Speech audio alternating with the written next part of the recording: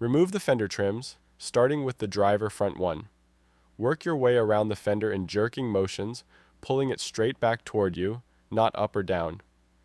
The front flares have a camera, so be careful not to pull it out too far, as the cord is pretty short.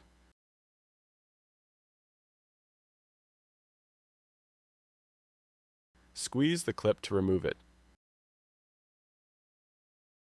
Set aside in a safe place. The passenger front is removed the same way.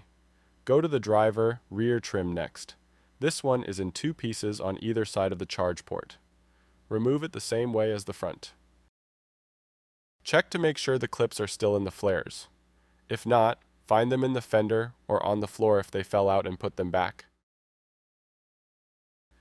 The rear flares do not have cords, so you can pull them straight out and set aside.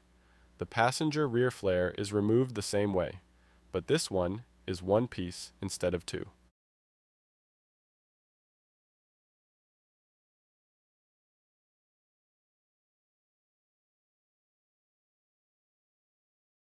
Open your passenger door all the way and remove the rubber cover underneath the mirror. It pulls back from the inside and is attached to the door panel. You'll see 3 M8 bolts in a triangle formation under that. Use the T30 tool provided to loosen up the bolts. Once loose, remove them all. I like to put them in the door pocket for safekeeping.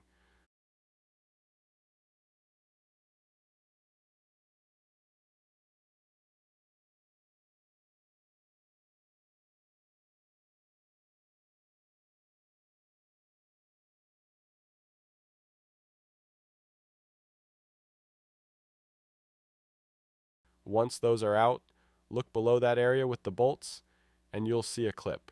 Pull that out, and you'll see the mirror connection. It's a push clip, so carefully push the red tab up and pull. It should release.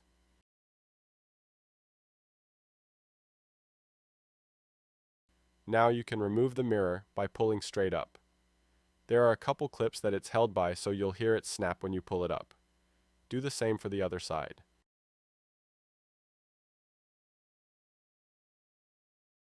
Lower your window first. I like to stand on the inside of the door and pull toward me.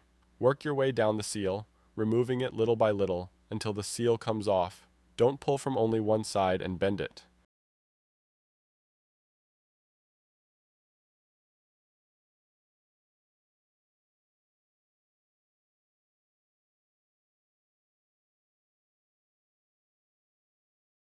I like to put tape on them and label them so I can easily find the correct ones when assembling the truck again.